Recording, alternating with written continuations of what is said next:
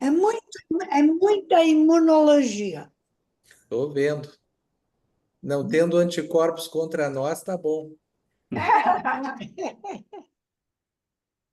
Muito bom. Paulo, Ó, então eu passarei inicialmente a palavra à presidente da nossa Academia Nacional de Medicina, doutora Eliette Busquelar, e para doutora Helena Nader, da Academia Brasileira de Ciências. Então, Eliette, se você puder dar início à nossa discussão com o professor É com Victor. muito prazer, Flávio. Eu acho que é muito importante que a gente possa se reunir e tomar alguns tipos de diretrizes, porque a situação, inclusive, eu li hoje, eu escutei hoje no jornal que voltou a chover muito no Rio Grande do Sul, quer dizer, a situação está longe de estar equacionada, e eu acho que a gente tem que tomar providências, porque isto não é uma coisa isolada do Rio Grande do Sul, isso vai acontecer. O Pantanal está em chamas, e o Pico do Itatiaia, também aqui no Rio de Janeiro.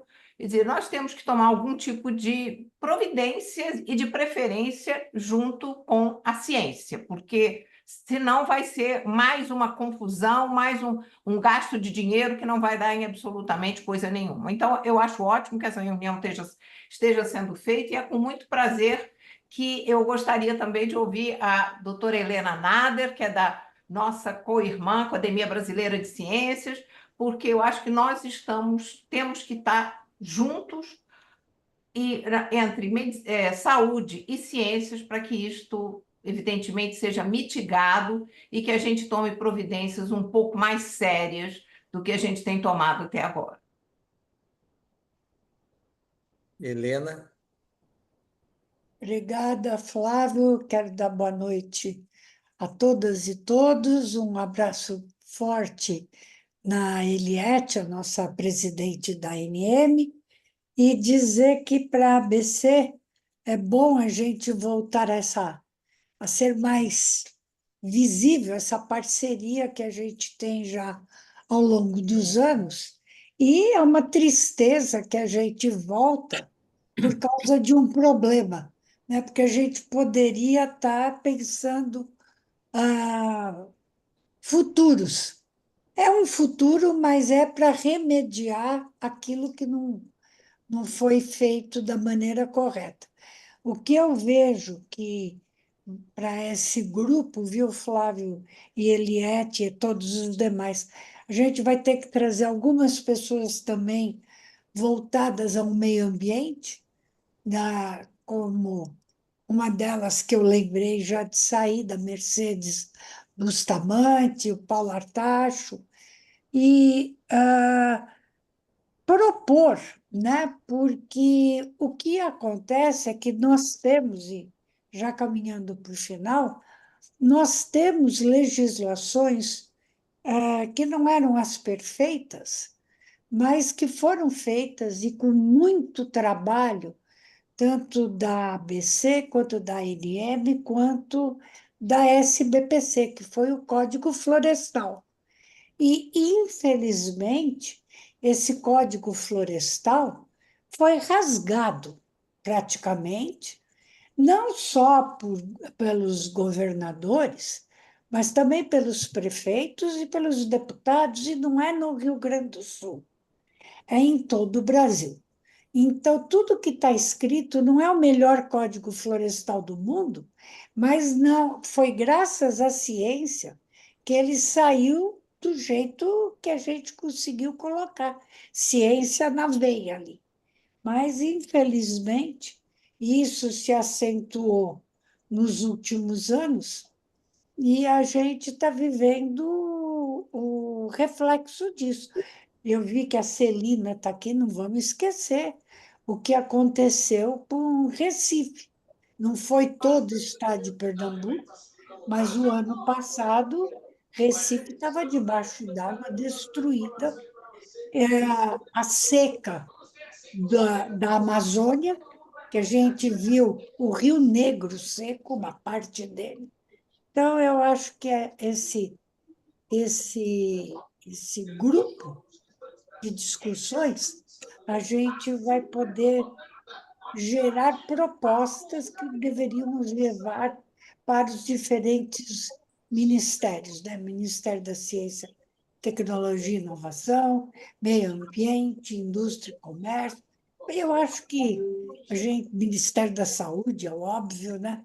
É tão evidente que a gente até acaba esquecendo. Então, quero agradecer essa parceria, agradecer ao Flávio ter topado coordenar esses trabalhos.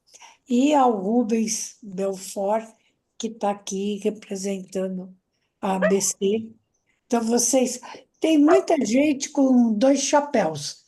E então vai ser um trabalho muito interessante. Obrigada e obrigada, Eliette, pela parceria.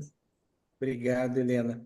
E nós também queremos dizer que a Academia Sul-Rio-Grandense de Medicina e a sua presidente, Miriam da Costa de Oliveira, também apoia, né, essa ação. Lá, põe os três aqui, põe umas cadeiras aqui, né, Fé? Dá certo, né? Então, é o Benjamin aqui. Está saindo um som aí diferente. Por meio, o Benjamin aqui. Alguém tem que fechar o microfone. Mas Paulo Bus, que se encontra aqui, eu acho, Paulo, que você podia apresentar o César Vitor e ele pode iniciar a sua apresentação, então. Bom, eu fico até surpreso com isso, Flávio, porque toda a organização do seminário foi sua e eu queria, então, inicialmente, cumprimentar as duas queridas amigas e presidentes, né, a Eliette Musquelar e Helena Nader, com quem temos convivido todos esses anos com muita história juntos, né, e também cumprimentar todos os colegas que estão, confrades das duas academias que estão aqui, agradecer aí a Cláudia, que por meio da parte técnica está permitindo, né, Cláudia, da Academia de Medicina, esse encontro entre nós. E começamos muito bem a semana, porque começamos, digamos, conscientes de que temos que fazer, né, muita, mas não é pouca, não, é muita coisa, enquanto academias da área de ciências, Academia Brasileira de Ciências, Academia Nacional de Medicina, para a questão do clima e saúde, né, para a questão da saúde e clima, a ordem pouco importa, e dito muito bem pela Eliette, pela Helena, com base em evidências. Quer dizer, nós temos que partir daquilo que a ciência nos permite visualizar como questões a serem enfrentadas para que nós consigamos não só mitigar as atuais situações que nós estamos vivendo, como, o mais importante, prevenir, evitar, impedir que sejamos pegos de surpresa, como fomos, de um lado, pela Covid-19, que é muito relacionada com a questão climática, ou pela questão dos acidentes, ou, se quiser, dos desastres, entre aspas, naturais, porque não são naturais, quer dizer, são produzidos pelo homem. E eu tenho uma frase que eu acho hoje perfeita para dizer na abertura, antes de apresentar o meu queridíssimo amigo colorado também, César Victor, né?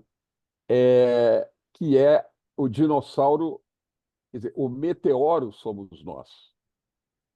Eu queria que a gente pensasse muito nessa frase, né, que tem a ver com a história de uma das primeiras, vamos dizer, hecatombes sofridas pelo planeta, fruto de um meteoro. E acho que essa frase, contemporaneamente, o meteoro somos nós, acho que temos que refletir, porque é uma frase poderosa que mexe muito conosco e tem a ver com o impacto das atividades econômicas que nós, seres humanos, sociedade humana, construiu, punindo ou prejudicando extremamente a nossa própria saúde e a saúde planetária. Então, acho que esse grupo de trabalho é mais do que oportuno, e muito oportuno também ouvir agora um campeão das causas da saúde, sobretudo das causas das crianças, né, mas muito das causas da saúde, a compreensão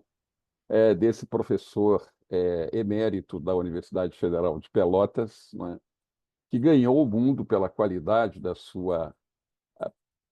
seu conhecimento epidemiológico e da sua prática de pesquisa em epidemiologia, né?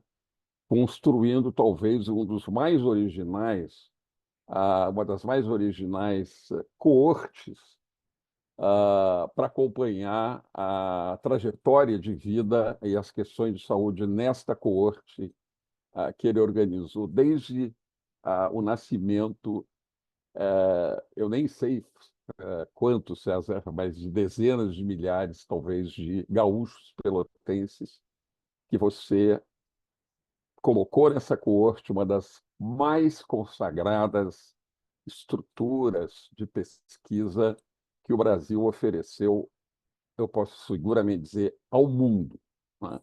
Acho que a construção desse seu projeto é de uma importância para a saúde pública mundial absoluta, né? E reconhecida hoje mundialmente para grande gáudio, né, dos brasileiros.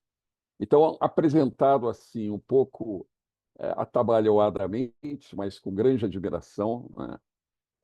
Eu vou passar a palavra ao César, que nos vai trazer uma vivência que ele teve no passado, enfim, nem tão distante assim, mas que desde então podemos dizer que talvez as coisas só pioraram. Então, César, conte-nos a sua experiência para que a gente se inspire naquilo que você viveu e fez vamos dizer, algumas décadas atrás, nesse início de semana, que é muito bom sempre começar com desafios e, ao mesmo tempo, é, solidariedade entre pares, que é o que esse grupo aqui representa. César.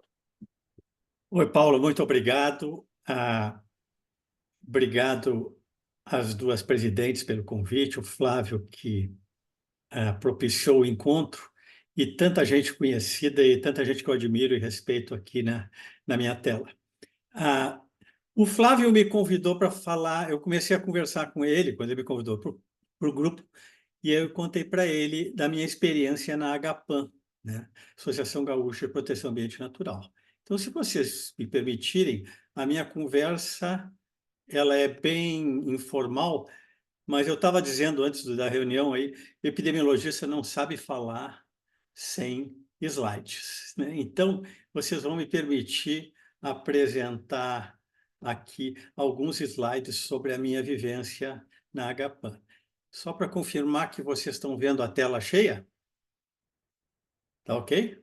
Não está tela cheia.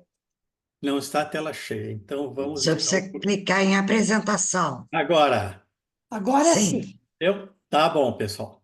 Então tá, mas aí quando o Flávio me convidou e fizeram esse cartaz aí, eu fiquei pensando, se vocês me permitem, que não é esse senhor aí, professor emérito, que está falando hoje, mas esse jovem aqui, ambientalista, que entrou na AGAPAN, porque pelo meu interesse no primeiro ano de faculdade de medicina, e que foi ativo na AGAPAN durante 6 a 7 anos, depois um pouco mais, mas depois, com a minha saída para fazer pós-graduação, etc., eu me afastei do grupo central lá que geria essa associação. E a história do... E aí o Flávio fala um pouco do ambientalismo gaúcho. Então, eu vou falar muito rápido sobre isso, mas eu quero depois tentar tirar algumas lições aí que podem ser relevantes para o dia de hoje. Esse senhor aqui, o Henrique Hessler, foi o pioneiro. Ele era um fiscal florestal, era um conservacionista, criou aqui em Porto Alegre a União Protetora da Natureza em 55. Ele era conservacionista, né? O foco dele era caça, desmatamento, poluição dos rios, e ele escrevia no Correio do Povo, que é o jornal mais tradicional do Rio Grande do Sul, e que alcançava muita gente através das suas colunas no Correio do Povo. E aí ele foi tão importante que a Fundação Estadual de Proteção Ambiental do Rio Grande do Sul, hoje, que é parte da Secretaria do Meio Ambiente, ela se chama Fundação Henrique Luiz Hessler. Então, ele realmente marcou época. O Hessler, ele focava muito na questão do do conservacionismo, da caça ilegal, e o seu meio de comunicação eram os panfletos. Ele, aqui na esquerda, por exemplo, um panfleto sobre crianças matando passarinhos, né, caçando. Eu tenho certeza que hoje em dia seria politicamente incorreto um panfleto desse tipo, aqui os responsáveis são os pais, mesmo apontando o dedo assim. E ele lutou muito contra o costume da região italiana do Rio Grande do Sul, que era a passarinhada, que era um tipo de um churrasco de passarinhos inteiro. Você comia o passarinho inteiro, se assava bastante e era muito tradicional e levava assim a uma grande mortandade de pássaro. Dizem que tinha épocas, antigamente, que o sujeito ia a Caxias do Sul, Bento Gonçalves, não havia um passarinho cantando. E pode ser verdade, mas essa foi a raiz. Mas aí nós vamos chegar no personagem principal aqui, que é o José Lutzenberger. O Lutzenberger é engenheiro agrônomo, formado aqui na URGS, e ele foi contratado inicialmente pela CIBA e depois pela BASF para vender adubos. E, eventualmente, a BASF começou a vender agrotóxicos. Então, ele trabalhou em Marrocos, na Venezuela, ele trabalhou em diversos países como um representante comercial, promovendo o uso de adubos e agrotóxicos, até que ele teve uma crise de consciência e abandonou seu emprego e resolveu vir para Porto Alegre.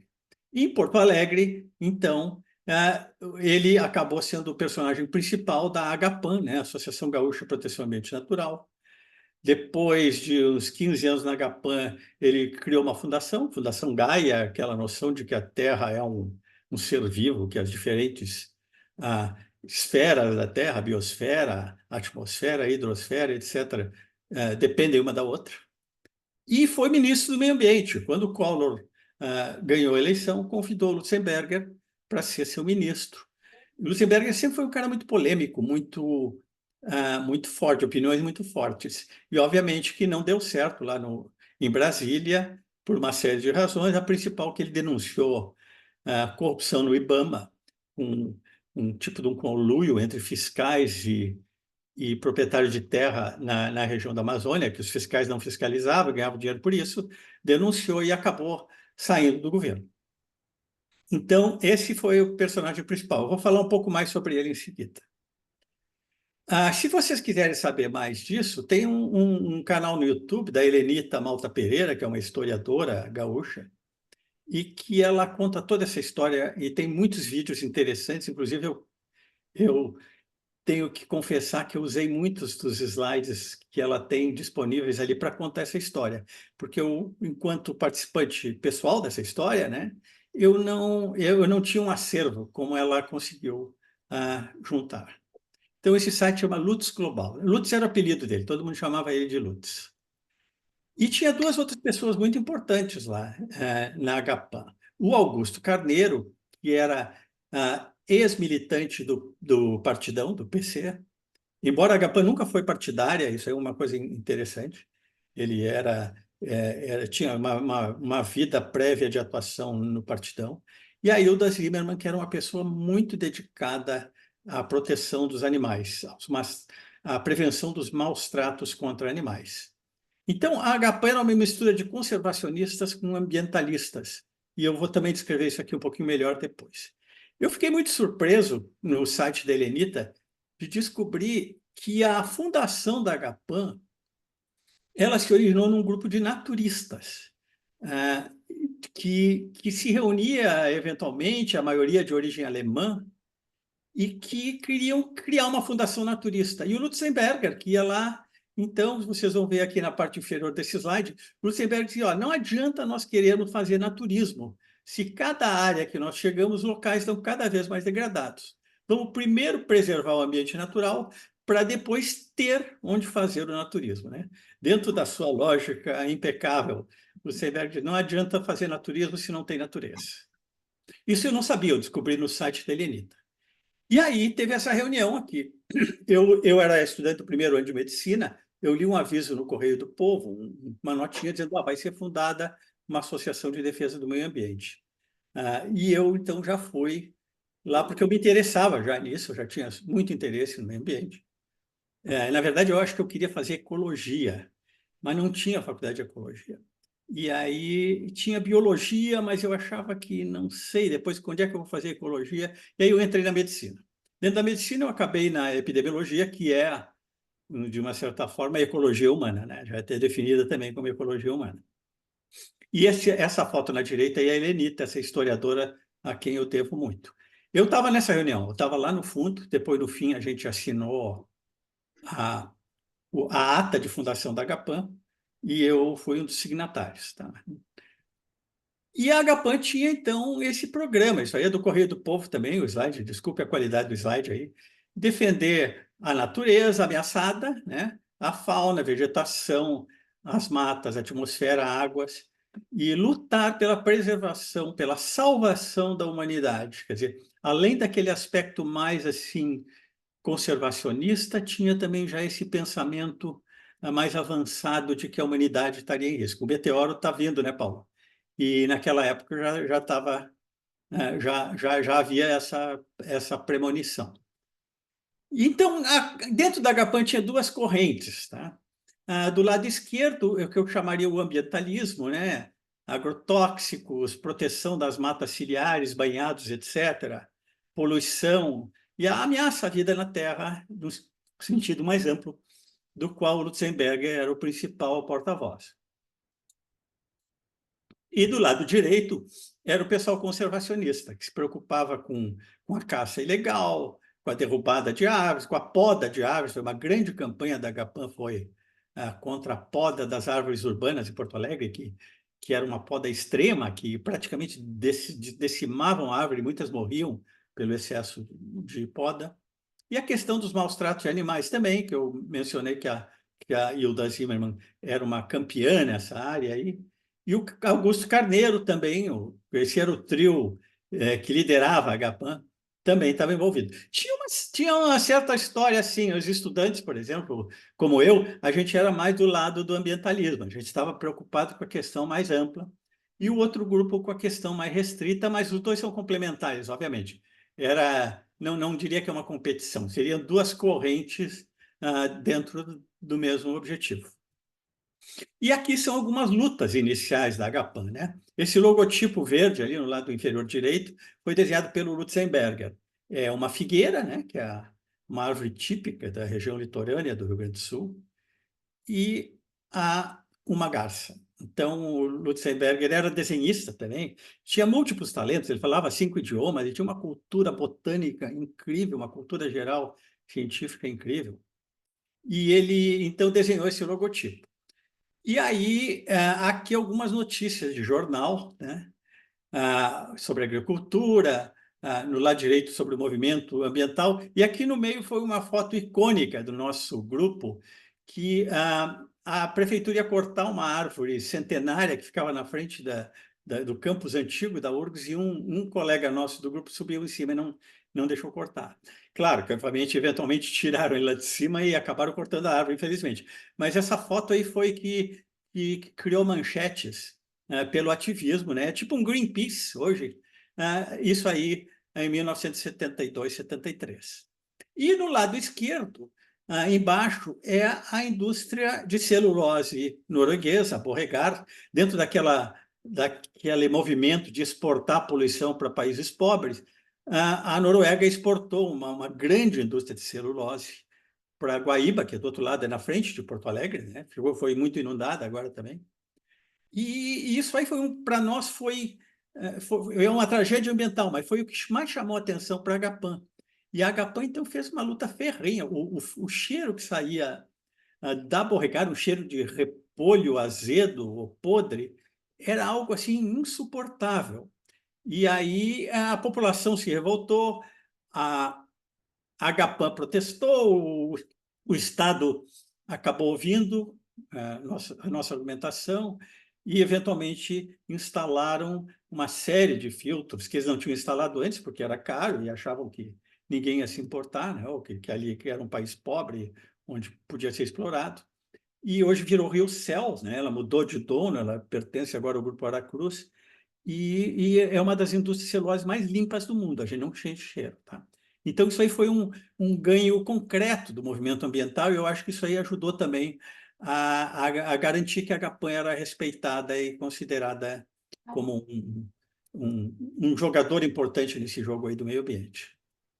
E o Lutzenberger sempre com as suas visão ampla, né? Em 71 ele já escrevia sobre a necessidade de uma ética ecológica. Em 80 ele publicou esse livro, Fim do Futuro, é o Manifesto Ecológico Brasileiro. Então foi uma pessoa extremamente visionária. Não, isso aqui é só o perfil. Estão me ouvindo, pessoal? Eu acho que tem um áudio aberto aí. Mas vejo bem, a minha função na GAPAN era editar essa revistinha. Era um boletim de 16 páginas. E o primeiro primeiro boletim que nós fizemos, tinha essa capa, um cartoon de um americano chamado Ron Cobb, que incrivelmente avançou o que ia acontecer, né? Hoje em dia, se vocês verem essas fotos da enchente no Rio Grande do Sul, é cheio de carro inundado, pessoas em cima de carros, pessoas em cima de casas, ratos por tudo, né? Leptospirose aumentando rapidamente no nosso estado. Então, isso aí foi publicado em setembro de 73. Esse boletim teve uma vida de uns 3, 4 anos. Era difícil, a gente não tinha dinheiro, tinha que achar uma gráfica que cobrasse pouco. E ele era distribuído manualmente, assim. Mas foi assim a nossa marca, uma das marcas visíveis da GAPAN, além, obviamente, da... Eu perdi o som, vocês estão com som? Alô?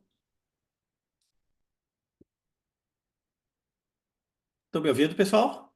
Sim, eu estou Sim, ouvindo. sim, ouvindo, Eu sim. estou ouvindo muito bem. Agora tem que voltar o slide inteiro. Vamos lá, deu. Isso, obrigada. Então, quando eu mostrei esse desenho aqui para o Flávio, foi que César, tu tem que me falar aqui no nosso grupo, contar um pouco dessa história. Então, e a gente, então, nesse boletim e também em artigos na imprensa local, principalmente no Correio do Povo, a gente, então, divulgava as ideias da importância da proteção do ambiente. E um dos nossos temas centrais era o banhado. Então, até esse artigo fui eu que escrevi lá, no segundo número da revista. E por que nós precisamos de banhado? Então, é toda a história, e hoje em dia a gente ouve tanto isso, né, da cidade esponja como solução para as enchentes, né? O Banhado é uma cidade esponja. Porto Alegre era uma cidade esponja natural, toda a região ao redor do delta do Jacuí, e que foi aterrada, né? Grande parte aterrada e realmente aí não absorve água como absorvia. Pelotas é a mesma coisa. Então, o banhado era um tema central. Nós participamos da criação do Parque do Delta do Jacuí, Parque Estadual do Delta do Jacuí, que nunca foi bem respeitada a legislação. Essa cidade de Eldorado, que muitos de vocês viram, que foi totalmente inundada, né? Ela não poderia ter sido construída conforme o plano diretor original, porque é uma área de banhado. Então, o que a gente viu assim, havia uma visão, havia uma proposta, e muitas vezes o que era preconizado ou proposto não era cumprido. E o Lutzenberger, então, era um grande batalhador nisso. Então, a frase dele em verde ali em cima, né? O dia que o homem tiver eliminado o último banhado, faltará pouco para a morte dos oceanos, hoje seriamente ameaçados. Isso aí em 72. E aqui é Porto Alegre, né?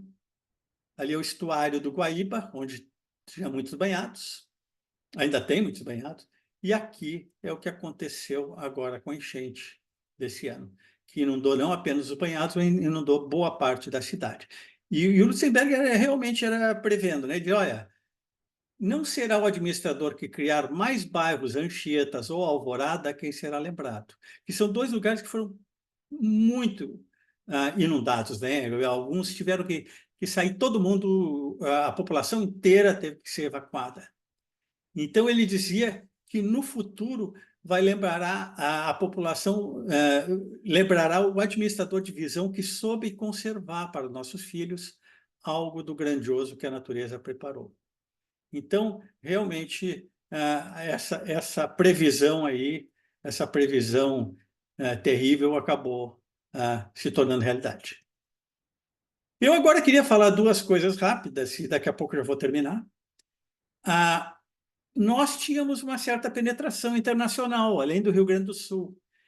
E o Alfredo Avellini, que é um grande amigo meu, uma pessoa maravilhosa, que acabou saindo da física, ele era um físico, professor da URGS, se converteu ao budismo e se tornou o primeiro lama brasileiro, o Lama Padma Samten. Ele tem um templo em Três Coroas, num terreno, numa chácara que nós compramos em sociedade, até foi interessante. A gente tinha 3 grupos da Agapan, vamos comprar um lugar natural para nós, compramos e, eventualmente, o Alfredo Avellini acabou se instalando lá com o seu grupo de seguidores. Uma pessoa maravilhosa que entrou para o lado religioso, budista, de preservação da natureza, certamente influenciado por nós pela Agapan, né?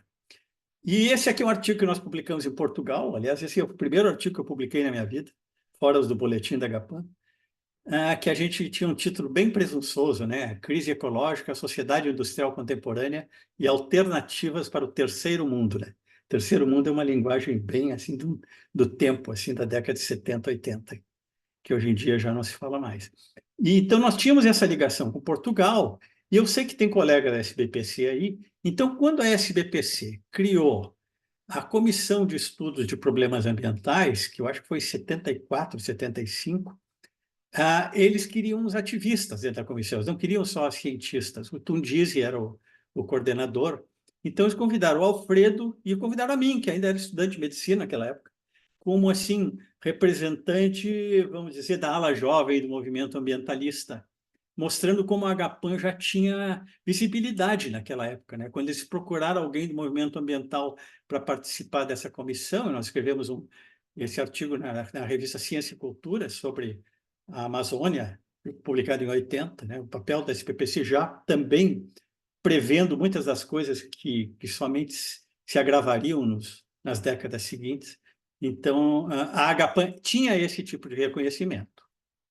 Bom, então vamos chegando ao fim dessa conversa aqui, né? Eu fiquei pensando agora, desde que o Flávio convidou, o que deu certo e o que foi complicado, né?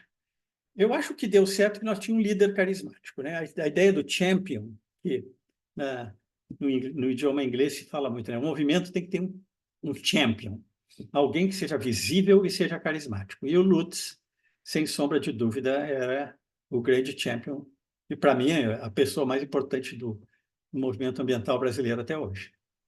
O tema era novo, novidade, ninguém sabia o que era ecologia, tanto que a nossa primeira capa era assim, o que é ecologia? Então, quando apareceu, causou interesse. A mídia nos apoiou muito, apesar de algumas restrições da ditadura, etc. Mas a mídia local nos apoiou muito. Conseguimos mobilizar a população, principalmente com o caso da Borregar, que como eu já descrevi agora. Outra coisa importante é que tinha muito estudante. Tinha muita gente jovem na Agapan. Tá? A gente ia na reunião, metade da audiência era de jovens envolvidos já no movimento. Outra coisa importante foi o apartidarismo, né? Nunca tivemos na Agapan nenhuma afiliação política, os indivíduos tinham, obviamente, né? Mas, aliás, foi uma das razões que depois afastou Lutzenberger da Agapan em 1986, foi quando começou um movimento de um determinado partido político de tentar controlar a Agapan. O Lutzenberger não se agradou, aí saiu e criou a Fundação Gaia, aquela que eu mencionei antes. E a outra coisa que teve muita influência sobre políticas públicas, né? Tanto que o Rio Grande do Sul era um exemplo de estado de políticas públicas avançadas, na frente do resto do país em termos de preservação de matas, em termos de desmatamento e uma série de outras políticas públicas de poluição de rios, do ar, etc. Então, realmente, isso ajudou. O que nos atrapalhava muito era a ditadura, né? A gente sabia que todas as nossas reuniões tinham 1 ou 2 informantes do DOPS lá, disfarçados de ambientalista. A gente tinha que ter cuidado, as coisas mais importantes a gente falava fora da reunião e não dentro. A censura à imprensa, que, obviamente, quando os nossos artigos ficavam muito politizados, não partidários, mas politizados, tivemos problema com censura. Nós sempre contrariamos grandes interesses econômicos, né, da agricultura do Rio Grande do Sul, da indústria, agricultura tradicional, né, da construção civil, que queria aterrar tudo que é banhado para criar condomínios privados. E nós tínhamos também o problema de pouco conhecimento da população geral. Não sabiam muito o que era. O que é diferente de hoje, não tinha fake news naquela época, faltava conhecimento. Eu até vou voltar a essa questão depois. Bom, esse aqui saiu agora, né? Vocês devem ter seguido na imprensa todo o desmonte da legislação ambiental gaúcha que foi realizada em governos recentes. E aqui tem esse estudo aqui é muito interessante, que ele mostra como é que eram os códigos de proteção do meio ambiente em 2020, ainda, né, desculpe, no ano 2000, antes quando a AGAPAN ainda estava extremamente mobilizada, e o que aconteceu agora em 2020, que vocês também certamente tomaram conhecimento, que são algo tipo 480 normas de proteção ao ambiente foram relativizadas, entre aspas, ou melhor ainda, nas palavras do nosso governador, elas foram adaptadas à legislação federal, que a legislação federal foi aquela que passou a boiada no governo anterior. Então, passou a boiada federal e o Rio Grande do Sul, para não ficar atrás, passou a boiada gaúcha também, num processo super rápido, pouco transparente, sem grandes discussões, ao contrário da legislação ambiental que nós ajudamos a criar, que foi pactuada e discutida amplamente com diversos setores da sociedade. Então, a ideia, né, que eu queria deixar claro também é assim, avanços e retrocessos, né? Não é uma coisa linear, a gente conseguiu progredir muito e voltou atrás. Quais os grandes desafios? São muitos, né? Mas eu estava pensando agora, esse é o meu penúltimo slide, antepenúltimo slide. Eu estava pensando como é que esse recordatório, aqui, essa reflexão, pode ajudar o nosso GT. Eu acho que uma questão é como transformar o ativismo e o conhecimento em políticas públicas duradouras, né? Como é que a gente pode tornar essas políticas, blindar essas políticas públicas. E o segundo também, que eu acho extremamente importante, que é algo novo, como promover a ciência numa era de negacionismo. Então, antigamente, na época da GAPAN, anos 70, nós tínhamos falta de conhecimento da população, mas nós não tínhamos esse questionamento anti-ciência e essa divulgação de notícias falsas. Nós não tínhamos algo tão estruturado como existe hoje. Inclusive, vários dos representantes eleitos pelo Rio Grande do Sul, a Prefeitura de Porto Alegre, por exemplo, tem posições claramente de negacionismo ambiental. Bom, eu moro em Pelotas, está chovendo bastante de novo aqui, inundou muito a cidade, que o que aconteceu lá no Guaíba e no Vale do Taquari e Sinos, há 3, 4 semanas atrás, a água chegou aqui 2 semanas depois, pela Lagoa dos Patos. E em Pelotas, no bairro Laranjal, se criou uma rua, se batizou uma rua como Rua José Lutzenberger, está errado aqui no Google Maps, tá? Homenageando o Lutzenberger. Eu acho que ele ficaria bem feliz. Primeiro, a rua dele é paralela à Rua Roca Salles. Roca Salles é aquela cidade que eles estão mudando de lugar agora, porque ela foi destruída de tal maneira pela força das águas que é inviável manter a cidade onde está. A prefeitura agora comprou um terreno mais alto e vai mudar a cidade toda para lá. Mas se vocês olharem aqui na esquerda, isso aqui é um banhado. Isso aqui é no bairro Laranjal, na beira da Lagoa dos Patos. Isso aqui está a mais ou menos 100, 150 metros da lagoa. Se aterrou esse banhado, se criou uma rua e, paradoxalmente, se colocou o nome de José Lutzenberger na rua. E isso foi o que aconteceu durante a enchente que nos abalou agora há 2 semanas atrás. Para mim, essa frase aqui, essa foto aqui é incrível. Eu fico pensando o Lutzenberger, que já não está mais entre nós, o que ele acharia dessa foto, né? Infelizmente, as piores predições que o Lutzenberger fez e que a GAPAN apoiou, elas se concretizaram, né? Então, muito obrigado, vou parar aqui. Novamente, obrigado pelo convite e vamos ver o que a gente consegue fazer nesse GT. para tentar aproveitar a experiência aqui do passado. Muito obrigado. Fantástica apresentação, Victor.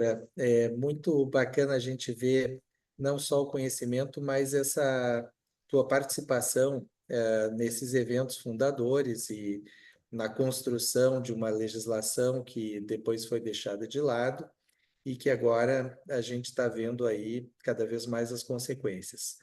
Mas para iniciar, eu gostaria de te perguntar, dentro da tua visão aí de epidemiologista, cientista e pesquisador, o que no meio do caminho deu errado? Porque se o Estado começou como pioneiro do conservando o ambiente desde o Hessler, mas isso se propagando até chegar a Lutzenberger, com grande adesão da população, que eu acompanhei todo esse movimento dos estudantes subindo nas árvores. O que aconteceu que isso parece que mermou e hoje em dia pouco se fala? É uma pergunta difícil, viu, Flávio? Eu acho que a curto e médio prazo, vamos dizer assim, a novidade do movimento, eu acho que a Agapan não soube manter o pique, não soube manter o ritmo de continuar na berlinda, né? sendo vista tão claramente. Isso aí certamente foi um problema, mas teve efeito, e teve impacto. Eu acho que o retrocesso mesmo foi recente. A Agapan continua, ainda existe. É importante, é um grupo extremamente motivado de pessoas competentes. Mas aquele impacto inicial da novidade, de uma certa forma, não foi mantido. E eu também creio que surgiram várias outras entidades também, né, parecidas e relacionadas, a Fundação Gaia do Lutzenberger, outros grupos de ativismo ambiental. E a saída do Lutzenberger da Agapan foi muito ruim para a associação, sabe? Eu acho que uma associação não devia se basear numa única personalidade, né? Não é o culto de personalidade aí. Mas ele conseguia atrair e ele conseguia mobilizar pessoas e de uma forma muito potente, né? Quando ele entrou no governo Collor também houve um problema. O que o cara está fazendo lá com o Collor, que é um governo de direita? E também o Brasil foi se polarizando, né? A polarização, claro que já existia polarização no tempo da ditadura, né? Muito cruel, mas se polarizou um pouco e aí ficou meio complicada a questão. Sobre o efeito, o impacto da Agapan, se criaram muitas leis e tudo, mas isso aí aconteceu no Brasil, né? O negacionismo apareceu, é um novo, todos nós, eu como epidemiologista e todos os nossos colegas aqui da área de saúde sabemos o que aconteceu com o negacionismo científico, movimento antivacinas, movimento de negação da mudança climática. Então, eu acho que foi inicialmente uma certa exaustão daquela força inicial da Agapan sobre o Lutzenberger, não diria uma exaustão, mas sim um arrefecimento, e combinado com a mudança no mundo, né? O mundo mudou, hoje em dia se respeita muito menos os cientistas do que se respeitava antigamente, infelizmente, né? Então, é uma combinação de vários fatores. Eu espero que a gente, refletindo sobre isso, consiga, no futuro, criar entidades que permaneçam uma força e o ímpeto que a Agapan teve nos seus primeiros anos. Obrigado. E César, eu tenho mais uma pergunta que hoje em dia e internacionalmente, quando se fala de ecologia e Brasil, sempre vem Amazônia, né? E claro que a Amazônia é o grande tesouro do Brasil que deve a todo custo ser preservado, né? E a gente vê que isso não está acontecendo. Mas qual é a tua reflexão? Porque na medida que ecologia no Brasil ficou sinônimo de Amazônia, um bioma frágil como esse do Rio Grande do Sul, que é uma planície cheia de rios, de repente parece perdida dentro de problemas tão maiores, né, como o incêndio no Cerrado e essa destruição da nossa grande floresta equatorial amazônica, né? Flávio, boa pergunta, né? Deixa eu falar agora com o gaúcho. O gaúcho tem o bioma Pampa, né? Que é um dos biomas brasileiros, que continua no Uruguai e Argentina, como todos sabemos. O Pampa, enquanto tinha pecuária extensiva, com todos os problemas da pecuária e de emissão de metano, etc., era mantido razoavelmente conservado, porque ele é muito rico em termos da diversidade de gramíneas, etc. Eu sei que tem colegas aqui que podem falar muito melhor sobre isso do que eu. Mas um problema que aconteceu muito sério aqui no Rio Grande do Sul também, que se refletiu agora, foi a derrubada das matas ciliares, né? Todas aquelas leis de proteção de mata ciliar que a Agapan conseguiu passar e que também faziam parte da legislação nacional, que chamava os terrenos de marinha, né? Ela é uma vegetação que tem raízes muito amplas, muito espalhadas, são árvores de pequeno porte, em geral, e são muito flexíveis. Então, quando vem uma água forte, ela não arranca as árvores, né? E as árvores seguram a força da correnteza. É claro que com o que choveu no Rio Grande do Sul, mesmo com mata ciliar intacta, teríamos tido problema, mas tivemos muito mais, principalmente nessa região dos 5 rios que geram o Guaíba, né? Que deságua por aí, o Caí, o Taquari, o Rio dos Sinos, etc., o Jacuí. Então, no Rio Grande do Sul, esses são problemas muito importantes, né? A degradação das encostas, das matas ciliares, e o que está acontecendo no Pampa é que agora virou uma grande plantação de soja, né? Terras tradicionais do Pampa, inicialmente muitas delas se produzia arroz, ainda se produz muito, Pelotas produz muito arroz nas áreas baixas, que, aliás, usam os banhados de uma maneira mais inteligente, sem aterrar, né? Não é ideal, não é preservação total, mas pelo menos permanece em áreas inundáveis. E no resto do estado, mais para o centro do estado e para o norte, o soja tomou conta. E substituiu matas nativas e também substituiu as pastagens naturais dos pampas. Então, tu tens razão, a gente fala muito em Amazônia, mas certamente todos os biomas brasileiros estão afetados. A Mata Atlântica é um bioma que está extremamente ameaçado e assim por diante, né? E uma coisa está relacionada com outra, né? O Amazônia, a seca no centro do Brasil, esse rio atmosférico que sai da Amazônia e não consegue passar por cima da região centro-oeste e sudeste do Brasil, então ele dá a volta, passa no lado leste dos Andes ali, né? Peru, Bolívia, Paraguai, norte da Argentina, e acaba chovendo tudo aqui, né? O que nós temos de chuva aqui, pessoal, eu estou dando um depoimento pessoal, o que tem chovido aqui não tem no mapa. E melhorou um pouquinho, agora faz 2, 3 dias que chove sem parar, o dia inteiro. Um repique da enchente, já está enchendo de novo, Guaíba já subiu de novo, Pelotas está inundando de novo, e assim por diante. Eu gostaria de ouvir de novo o comentário do Paulo Bus, que tem militado na área de saúde única. E como que se relacionaria tudo isso que o César dividiu com a gente com esse conceito que emerge dentro da medicina? Flávio, primeiro eu quero cumprimentar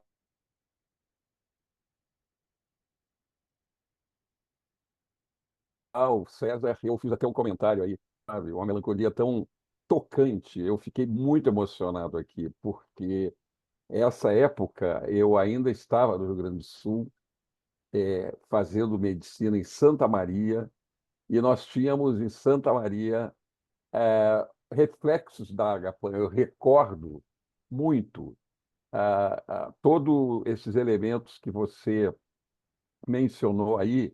A gente tinha, no movimento estudantil em Santa Maria, grandes iniciativas também inspiradas na Agapan. Nunca, obviamente, com a efetividade da Agapan, nem com o talento que se reuniu ali, sobretudo em torno do Lutzenberg.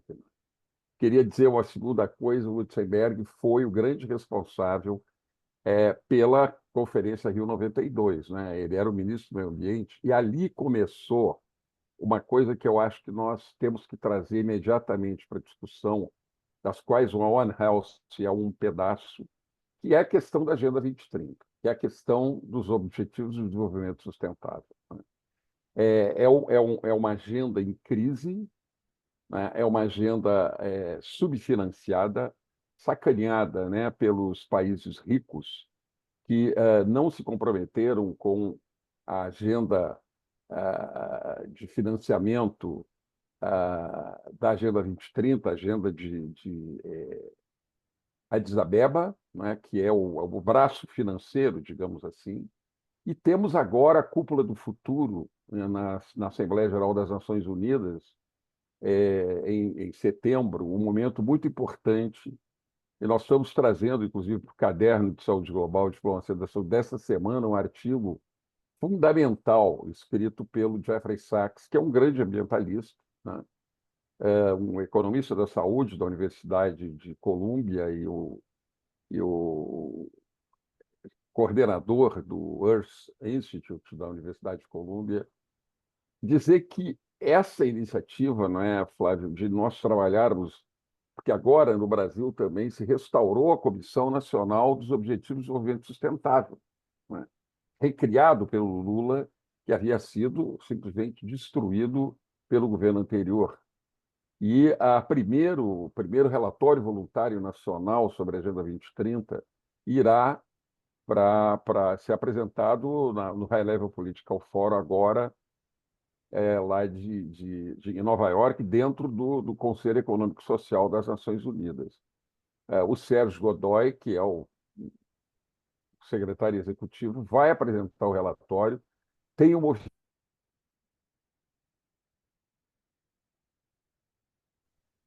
Inclusive, a Helena participou de uma reunião conosco, em que isso apareceu bastante.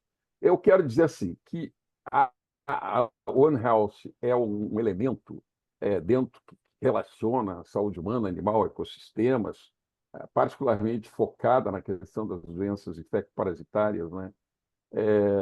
Nas doenças de transmissão animal, em última análise, de onde surgiu a SARS-CoV-2, quer dizer, de onde surgiu melhor dito, a Covid-19, pelas alterações ambientais, pela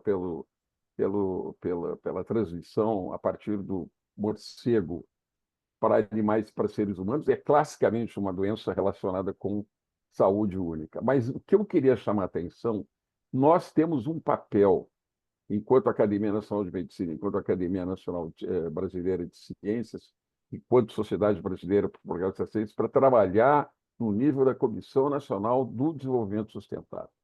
O César chamou a atenção muito bem que não adianta nós nos fixarmos num elemento, quando, na verdade, o desenvolvimento sustentável é que dará sustentabilidade para a questão climática, para a questão ambiental, e nós temos que recriar os laços entre as academias com o grupo elaborador, a Comissão Nacional do Desenvolvimento Sustentável, que está num lugar altíssimo dentro da estrutura federal, com repercussões estaduais e com repercussões da Agenda 2030 local. Eu acho que nós devemos considerar o nosso foco, Flávio. Não sei o que pensa também o César sobre isso, a Helena,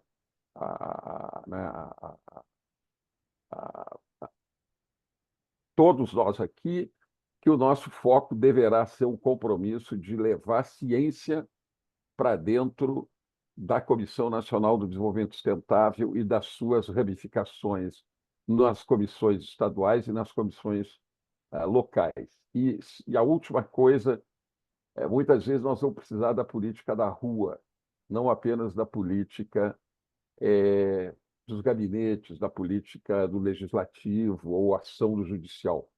Eu acho que esse exemplo que as mulheres deram agora, de irem para a rua, botar o bloco na rua contra essa lei destruidora dos direitos da mulher, fez com que até os evangélicos mais ferozes, né, recuassem. E hoje o presidente do Congresso, o presidente, perdão, da Câmara, está recuando também da ideia de botar em alta velocidade a votação de uma lei que destrói direitos. E a questão ambiental está no meio disso, e nós vamos ter que ter um movimento da sociedade civil também. Não adianta a gente pensar que a ciência, o conhecimento sozinho vai convencer alguém. Essa não é uma questão científica é um negacionismo que está ligado com o político e com o ideológico. E aí, muitas vezes, nós vamos ter que ter a sociedade civil e os movimentos sociais na rua, lutando também eles, junto com o nosso apoio, na questão ambiental. E acho que o Rio Grande do Sul dá um grande exemplo disso. Obrigado, Paulo Bus. Eu gostaria de ouvir a presidente da Academia Brasileira de Ciências, Helena, se você tem alguma pergunta a mais para o César, como é que você vê, como é que dá para botar esse bloco na rua em termos de saúde única, em termos das pessoas se convencerem de que destruir o ambiente não é mais algo que vai repercutir no futuro, já está acontecendo. Como é que a academia pode contribuir? E se você tem alguma pergunta adicional para o César?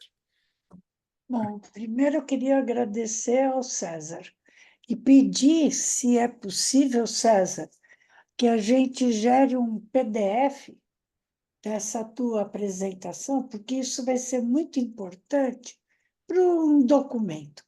Aprendi horrores. Eu não conhecia esse começo. Eu lembrava do Lutz já no governo quando já estava indo para o Collor, né? Depois, quando no Ministério, e é claro que não poderia dar certo, mas se você olhar, os nossos Ministérios do Meio Ambiente foram sempre muito complicados, não foi trivial, mesmo nos governos do Lula e da Dilma. Porque lembra, o Código Florestal era como é o nome dele, meu Deus? Que era o fundador do PCdoB, agora sumiu, que foi ministro de Ciência e Tecnologia. Aldo Rebelo. Aldo Rebelo. Aldo Rebelo. Então, o que eu vejo, para encerrar esse breve comentário inicial e depois a minha pergunta, sabe que me deu uma tristeza? Nostalgia, porque muito antes de se falar em saúde planetária, saúde única, o Brasil já estava fazendo. Se você olhar naquele teu histórico, Heusler já traz o conceito. E, quer dizer, a gente estava anos-luz na frente e deixamos acontecer uma tragédia. A minha pergunta para você é, dentro do que você pôs do positivo, o que pode ter dado, por que deu errado? A gente, pode ser que eu esteja, pode ser não, com certeza eu devo estar enganada, mas houve uma mudança na política brasileira, não só da polarização, mas a qualidade do que estão legislando. Porque não adianta pôr a culpa só no governador, os prefeitos também. A gente está dando poder para vereadores, deputados estaduais e federais. Então, como é que você acha? Se você acha que seria viável a gente ter discussões, uma vez que a gente tenha algo formado, trazer os políticos para essa discussão. Como é que a política ouve a ciência? Porque eu acho que não estão ouvindo a ciência, mesmo no governo de hoje.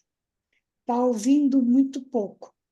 E nos 3 níveis, tá certo? Então, o governo que passou, a gente sabia. Então, como é que você que foi ativista, não conhecia essa tua faceta, tá certo? Mas eu gostei da definição que você deu. Epidemiologista é um ecologista, realmente. Muito. Como é que você proporia? Como é que a gente pode... eu sei que vocês estão com um grupo de trabalho com o governo. Como é que esse grupo pode levar ideias? Como é que a gente pode fazer para não ficar só no papel? Bom, Te Helena, agradecer. bom, obrigado, Helena. Muito bom te ver aqui. Eu acho que parte da resposta o Paulo Bus já deu. Foi que o impacto inicial da GAPAN foi através da sociedade civil, né? Que naquela época a gente não chamava de sociedade civil, a gente não usava organização não governamental, não existia isso. Era uma associação, né? Mas conseguiu mobilizar a população. E exatamente como o movimento das mulheres agora nessa última semana, sobre a nova legislação do aborto. Eu realmente, eu não sei, Helena, é difícil a gente comparar, né? Será que os políticos de hoje são piores do que os de antigamente? Bom, ruins eles são, né? Isso a gente já sabe, né? E eu acho também que houve assim, os políticos se tornaram mais, digamos assim, belicosos, né? Nós temos diferentes bancadas com interesses e que a ciência não é prioridade, mas o voto é prioridade, né? Então, eu acho que a nossa a solução, entre aspas, se é que vamos ter uma solução, ou pelo menos uma solução, uma melhoria no estado de coisas, tem que passar pela mobilização popular. E isso aí a gente perdeu um pouco o trem da história, eu acho. A GAPAN começou o trem forte, outros não estou dizendo que foi a única do país, né? Eu acredito que foi a primeira, tá? Quando eu não sei uma coisa, eu pergunto para o ChatGPT. E o ChatGPT me disse que foi a pioneira no Rio Grande do Sul. Tá? Então, Eu acho que também, no eu não Brasil, sei se viu, é César? no Brasil, não. No Brasil. Eu Brasil. perguntei, nem sempre acerta a resposta, mas o que aconteceu, né, Helena? A gente conseguiu mobilizar a população. A questão da borregada foi muito importante, a questão das árvores, e aí os políticos nos ouviram, né? Então, eu acho que passa por aí. Claro que tem que trabalhar direto com políticos também, né? Nós estávamos conversando antes da reunião aí sobre a importância das comissões na Câmara e no Senado, de apoiar, de levar a ciência para subsidiar as decisões políticas, mas a gente tem que agir também em nível de população. Isso aí eu acho que é extremamente importante. E só para concluir aí uma coisa que eu acho que o Paulo falou rapidamente, eu sempre achei que o problema ambiental sério ia ser para os meus netos, e eu tinha pena deles, mas eu nunca pensei que ia ocorrer de maneira tão rápida assim. Durante a minha própria vida, assim, eu estar enfrentando esse tipo de problema que, mesmo na HPAN, a gente previa que era algo para 2050 ou mais adiante, né? Então, temos que agir, ainda dá tempo de agir, não é... Talvez tenha passado alguns pontos irreversíveis nessa dinâmica da biosfera do conceito do nosso planeta, mas não passaram todos, né? Tem coisa que pode ser feita.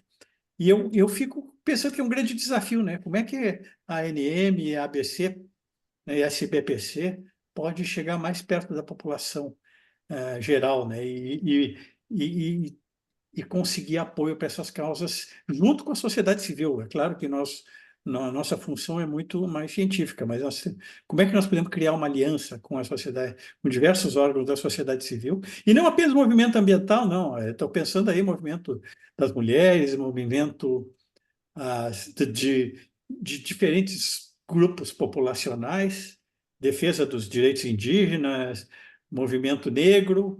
Como é que a gente pode trabalhar junto com isso, né? Eu fico lembrando uma coisa também, né? Eu trabalho hoje em dia muito com determinantes sociais de saúde, com desigualdades sociais e étnico-raciais.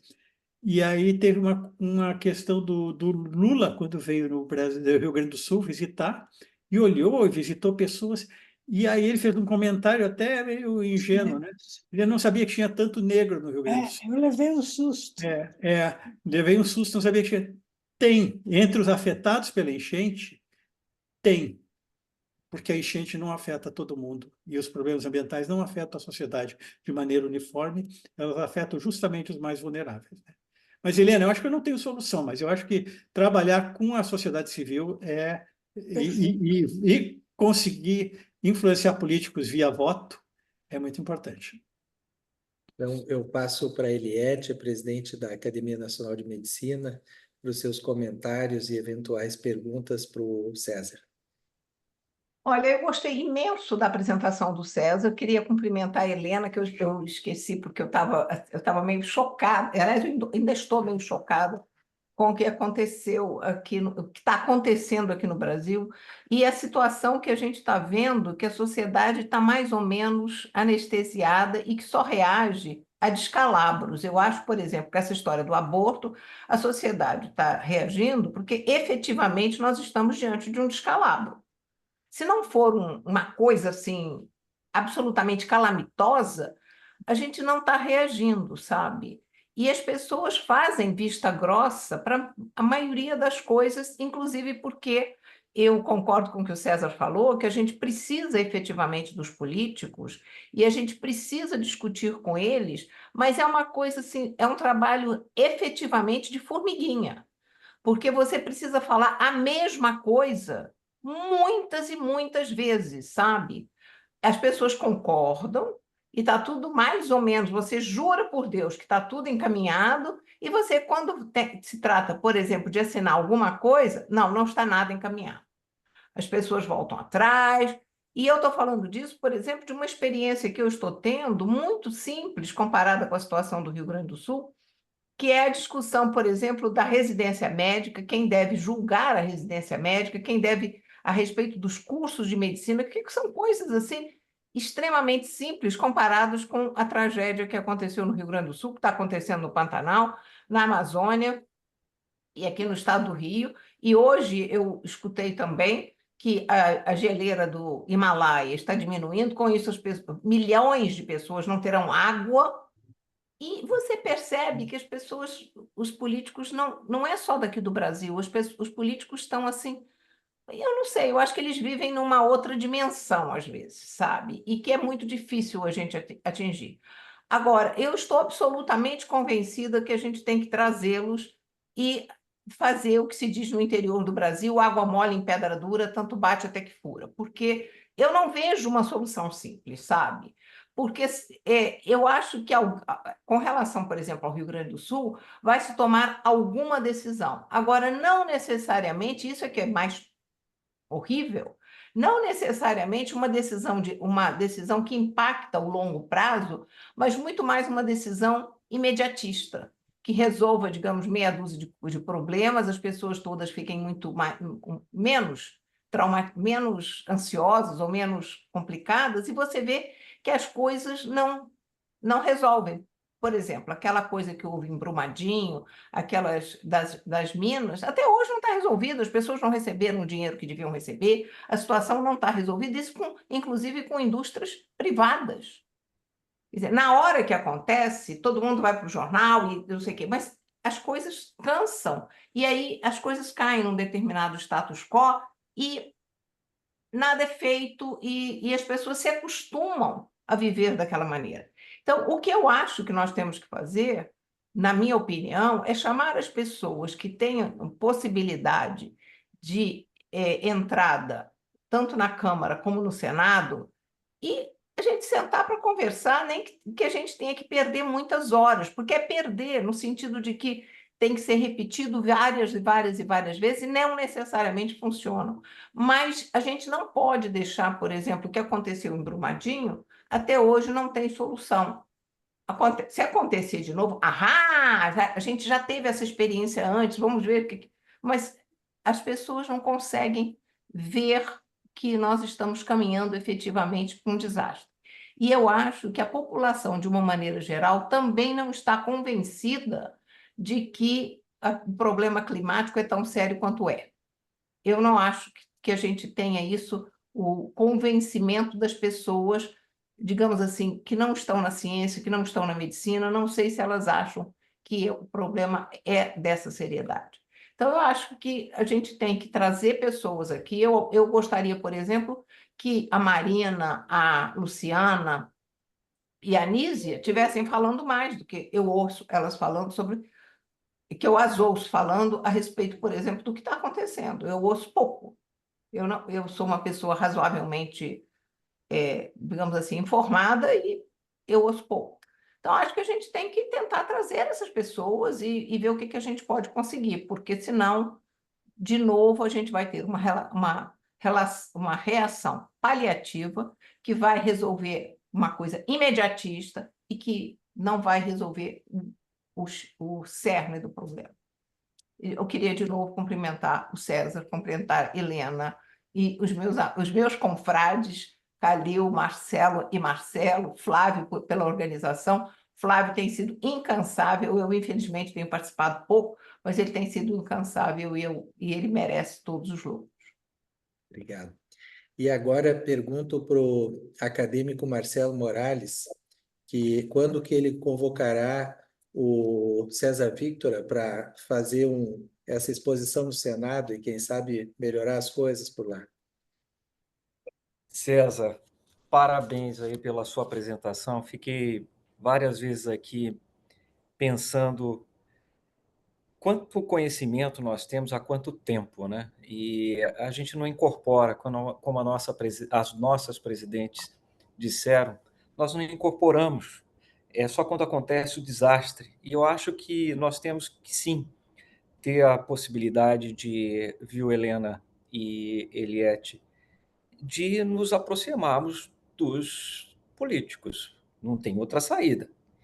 São eles que estão lá e são eles que decidem. Então, essa maneira de se aproximar da melhor forma, conversar e levar a ciência para dentro do Congresso, é o trabalho que nós estamos fazendo lá, que eu estou fazendo, estando dentro do Senado. Eu acho que uma das possibilidades, como o Flávio acabou de falar, César, é de levar a discussão para dentro, da academia, para dentro do Congresso Nacional, através das audiências públicas. Agora foi criada a comissão temporária do Rio Grande do Sul. Na presidência, os 3 senadores do Rio Grande do Sul, obviamente, e mais 8 senadores na comissão. Eu indiquei 16 cientistas para discutirem de várias áreas, não só das ciências biológicas, das ciências ambientais, das ciências políticas, das ciências financeiras, das finanças, né, da economia, e a grande maioria deles são do Rio Grande do Sul. E tem que se discutir, tem que levar os cientistas para dentro do Congresso Nacional e discutir. A Agenda 2030, ela tem que ser de observação dos políticos também, e só nós podemos levar essa agenda para eles. E outra coisa, como a nossa presidente Eliette acabou de falar, nós temos que olhar também na questão imediata, resolver esse problema imediatamente, mas olhar para o futuro. Nós estamos olhando para um futuro catastrófico, com mudanças climáticas que já estão. E os eventos adversos vão ficar cada vez mais frequentes. E nós temos uma lei que rege, na verdade, a proteção da defesa civil, que é a Lei 12.608, de 2012, e ela fala de Política Nacional de Proteção e Defesa Civil. E fala de Sistema Nacional de Proteção e Defesa Civil. E tem um Conselho Nacional de Proteção e Defesa Civil. Ou seja, a Defesa Civil trabalha quando o desastre já aconteceu. E nós temos que ter o conceito de uma política nacional de gestão integral de riscos de desastres naturais. Isso é feito pela ciência, pelas instituições. E esse projeto de lei, ele está colocado desde o ano passado, quando teve aquele desastre lá em São Sebastião, em São Paulo. E esse projeto está tramitando e foi dado urgência para ele com o desastre do Rio Grande do Sul. Ela cria a Política Nacional de Gestão Integral de Risco, cria o Sistema Nacional de Gestão Integral de Risco e está na Comissão de Constituição e Justiça do Senado. Isso cria um marco regulatório para a proteção frente às mudanças climáticas que estão vindo. Então, eu acho que o César está convidado a gente fazer uma audiência pública entre as duas academias, mas dentro do Senado. Eu acho que a gente pode fazer isso. Como nós estamos fazendo aqui, Flávio, a gente pode fazer uma audiência pública e sugerir para a Comissão de Ciência e Tecnologia do Senado Federal, juntamente com a Comissão de Meio Ambiente, uma audiência conjunta das duas comissões. Perfeito, Perfeito, confrade Marcelo. E como está gravada aqui a nossa reunião, então nós vamos fazer com que as suas palavras realmente levem o César e outros cientistas aqui importantes, as presidentes das nossas academias, ao Senado, às câmaras, para que a ciência possa ser ouvida nessa ocasião. E obrigado pelo seu comentário. Flávio, Mas, eu queria só falar uma coisinha. Acabou de aparecer aqui a chamada do Globo, dizendo: deputada que assinava PL anti-aborto pede retirada do seu nome do texto. Então, diante de descalabros, existe reação. Então, é isso que precisa, teve gente. um movimento Mas o muito autor, importante de protestos. mas o autor, hoje, eu não assisti. Na Globo News, o Sóstenes, é verdade, desastre. que foi um desastre. Eu estava em reunião, então... Desastre, com certeza, Helena. Que foi Mas, horroroso. escuta, Ele a gente tem que ir... E ameaçou. Se quer que tire essa, então eu vou tirar do Nasciturno. É nesse nível. Por isso que eu acho que mudou um pouco os nossos políticos. Mas é o que há para hoje, querida. É o que tem. É o que temos. Falta educação, né? É isso. Nós temos um outro gaúcho que migrou para São Paulo, mas está quase de volta, que é o acadêmico Jorge Calil. Alguma pergunta sua para o César ou comentário aí como nosso homem das vacinas?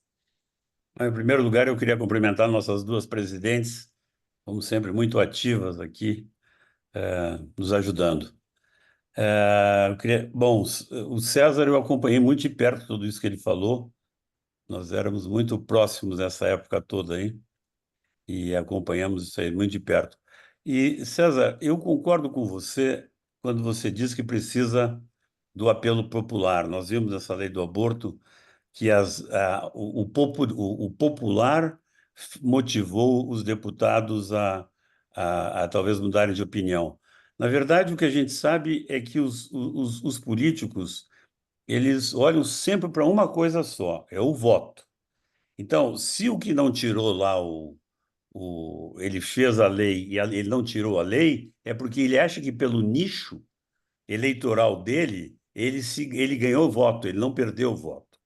Ele perdeu o voto dos outros, mas ele não está interessado com os outros, ele está interessado com os votos dele. Nós temos que ter essa noção, pessoal, muito claro, porque senão a gente fica querendo fazer tudo, porque é bonito, porque os políticos, etc. Não, é o voto. Se eles veem que eles vão perder voto porque houve uma rebelião popular, eles vão se colocar contra. O Lutzenberg, ele me traz muitas lembranças desde que eu era garoto e que a gente ia para o litoral. César, você lembra que, além da Beauregard, que sem dúvida foi uma coisa importante, porque nos jornais ele aparecia, o Lutzenberg gostava de ser emblemático. Ele gostava de parecer meio louco, tá? E aí o que ele fazia? Ele chegava em fevereiro, em que todo mundo vai para a praia no Rio Grande do Sul, e ficava tomando cerveja, jogava latinha fora. Ele vinha com saco plástico, não sei se o César também não ia junto com saco plástico, eu acho que ia também, se eu me lembro bem. O César, o Lutzenberg e outros caras, eles iam com um saco, não sei se era de plástico, né? Iam pegando as latinhas que ficavam na praia e botavam dentro do saco plástico e carregavam e limpavam a praia. Né? Pessoas bem apessoadas, conhecidas que estavam na imprensa, faziam isso. Isso é uma coisa que ele fazia de propósito, ele fazia isso ao meio-dia, nos fins de semana, para mostrar para a população, e isto as pessoas pensavam. As pessoas diziam, por que esse cara está fazendo isso? E isso teve um impacto muito grande. Então, além das Beauregard da vida, que era importante, tinha esse fato que motivava a população, e a população ficava simpática a ele e ao grupo de pessoas que estava com ele. Hein, César, você não concorda com isso? Calil, bom, pessoal, eu conheço o Calil desde que nós éramos da escola secundária, então são mais de 50 anos de convivência, muito próxima. O Lutzenberg era emblemático, ele fazia eu me lembro de catar latinha de cerveja, porque vocês não sabem que depois de catar latinha, a gente ia lá e tomava uma cerveja, nós mesmos, mas não jogava fora a latinha. E não, eu tomava de garrafa, que era mais ecológico, garrafa retornável. É, mas realmente ele era uma pessoa que era única, né? Por isso até que ele teve tanto sucesso em liderar esse grupo e se tornou um ícone, né, do nosso movimento. Então, é verdade, a gente tem que achar mais Lutzenbergers por aí. Cientistas, em geral, não são os melhores, né? O Lutzenberg nunca, não era um cientista, tinha um conhecimento científico aprofundado, como eu já falei, mas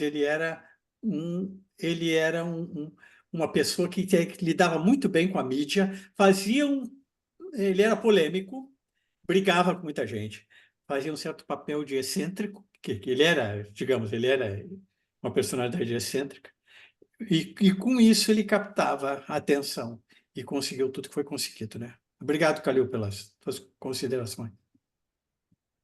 O Rubens Belfort está aqui na live ou saiu já? Acho que ele já foi. Bom, comentários finais. Algum acadêmico gostaria de fazer uma pergunta final para o César ou comentar a apresentação?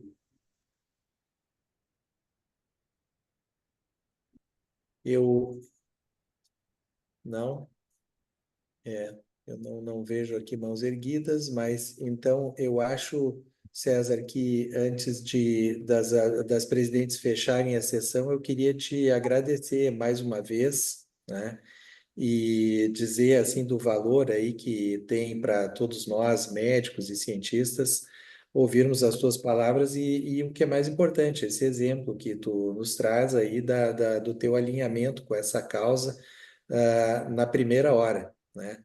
Então, eu acho que isso é um exemplo que fica e esperamos que o Marcelo, que tem essa representação no Senado, possa levar testemunhos como esse que a gente ouviu hoje, porque vai ser o jeito. Eu acho que nós teríamos que falar com os políticos e nós precisamos de um Lutzenberger para a saúde única. A One Health, no Brasil, não tem uma pessoa que desempenha esse papel, né?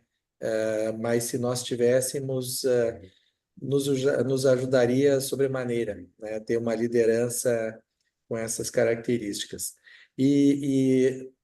César, uma coisa que é importante também, eu sou da área de saúde mental, como tu sabes, é o quanto que o clima, as mudanças climáticas e esses desastres naturais têm impactado também na saúde mental, né? O quanto isso ainda não está dimensionado, mas possivelmente vai talvez entrar como um dos agravos, né? Fora traumas e a disparidade social, talvez, né?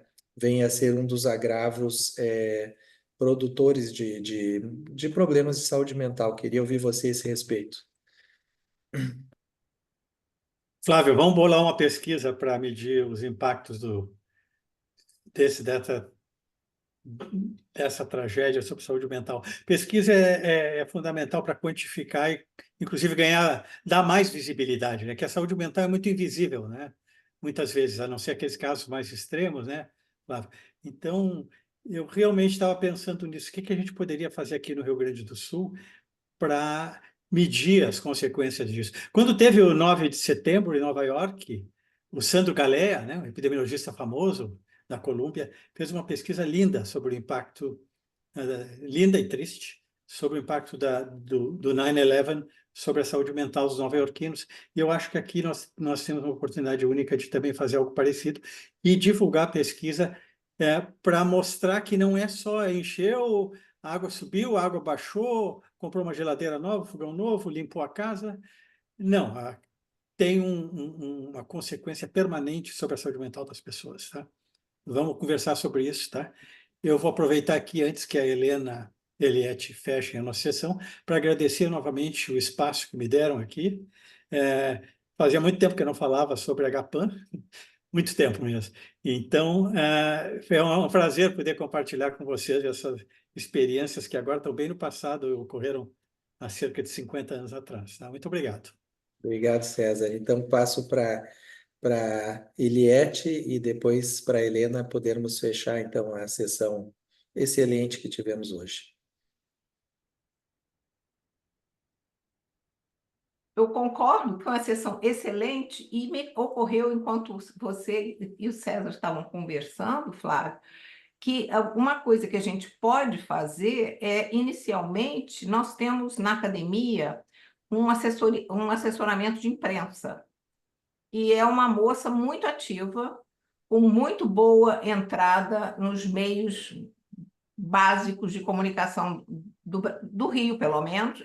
Ela chama-se Esther, ela é cunhada do Merval Pereira e é a pessoa que faz a comunicação da ABL. E ela agora está trabalhando conosco, e a gente tem uma série de jornalistas que trabalham mídia social, e, enfim, Globo, Bial, Roberto Dávila, essas coisas. E a minha sugestão é que a gente talvez pudesse falar, algumas pessoas, o que você, César, e Paulo, Calil, a gente podia fazer uma matéria que saísse nos principais jornais sobre esse assunto, sabe? E eu acho que é muito importante que a gente coloque isso na imprensa leiga, porque se isso sai assim, no Jornal Nacional, na Globo News, etc., isso tem uma grande penetração. E eu acho que seria uma coisa interessante. Eu coloco à disposição de vocês, se vocês acharem uma coisa boa, eu posso imediatamente ligar para a Esther e conversar com ela sobre isso e colocá-la à disposição das pessoas e da gente redigir alguma coisa, etc. Então, eu gostei muito da reunião. Está aceito, Eliette. Aceitamos a oferta e já vamos nos mobilizar para levar essa agenda, então, através da Esther, para uma mídia importante aí do Brasil. Obrigado, Eliette. Eu acho que essa mídia é o que os políticos são sensíveis, entende? Não é coisas assim complexas, entende? É o Jornal Nacional, a Globo News, eu acho que isto é o que os políticos escutam. Eu concordo, e fantástico, são coisas assim. Mas passo para a Helena, então, Helena, para os teus comentários finais. Novamente, eu quero agradecer a você, ao César, a Eliette, a todos que estão aqui hoje. E eu queria trazer eu não sou da área de saúde mental, mas sou uma defensora dessa área, e não só no Brasil, mas fora. Porque todo mundo sempre discute saúde e esquece. A gente tem um viés, parece que essa doença mental não pode ter. Estamos no século XIX, e eu vejo como muito relevante. Principalmente uma coisa, César, Flávio, que eu vejo, o número de crianças que foram afetadas, porque essa tragédia do Rio Grande do Sul foram 400 e poucos municípios, 80 e tantos % do estado, tá certo? Dos municípios. Se a gente olhar as crianças que ficaram sem aula, vários ainda estão sem aula. E a infância, que a gente sabe, você então sabe isso muito bem, que coisas que acontecem na infância vão ter impactos para sempre na vida das pessoas, eu fico muito preocupada. Eu acho que seria muito relevante, de fato, a gente trazer para esse grupo esse olhar da saúde mental, que hoje, né, tem até naquela revista Planetary Health, que eu acho que é da Science, me lembro agora. Não é Science, é uma outra cadeia. Do Lancet. Do Lancet. Você lembra o primeiro volume, que ele fala das migrações, das mudanças que... Está lá. E é muito antes da pandemia de Covid, o primeiro volume. é de 2016, se não me engano, ou 17. Então, eu vejo que a gente poderia fazer, né, vocês aí no Sul, pegando outros, fazer um estudo realmente do impacto da saúde, na saúde mental e emocional dos. Com foco, eu fico muito, não sei se é por causa dos netos, você acaba ficando muito preocupada com o impacto no jovem, né? Eu acho que a gente não. Eu recebi um planeta legal e eu não estou entregando um planeta legal. É isso que eu queria colocar. E agradeço. Maravilha, Helena. E olha, sobrou então uma frase sua aí, César, para a gente fechar essa noite fantástica aí. Bom, pessoal, obrigado a todos e a todas. É muito bom conviver com vocês. E essa é a primeira reunião do GT da qual participo e estou esperando no futuro participar ativamente. Estou esperando o convite do Marcelo também. E vamos então tocar adiante. Vamos lutar, né? Eu tenho saudade do meu tempo de ativista. Depois eu passei do ativismo ambiental mais para o ativismo de saúde pública, saúde coletiva, objetivos do milênio, objetivos de desenvolvimento sustentável, mas eu tenho saudade de voltar a trabalhar mais com o ambiente, uma vez que saúde única junta tudo, né? E esse é um tema fantástico para o GT, abordar esse tema da saúde única. Muito obrigado, pessoal. Boa noite a todos e todas. Obrigado. Até a próxima. Valeu. Parabéns, Flávio. Obrigado, Rubens. Estava tentando Gaúcho passar bom. passagem para você, mas você sumiu. Não, eu estou aprendendo. Eu sou a prova que velho consegue até aprender. Parabéns. Valeu. Obrigado, Rubens. Obrigado mesmo. Parabéns. Parabéns, gente. Um Valeu, abraço. gente. Boa noite, pessoal. Obrigado. Tchau. Tchau. E compromisso, hein, Marcelo? Agora vai ter que levar o Victor para lá, hein? Vamos Marcelo fazer. adora confusão. Marcelo adora uma boa confusão. Manda Você bala. me conhece bem. Manda bala.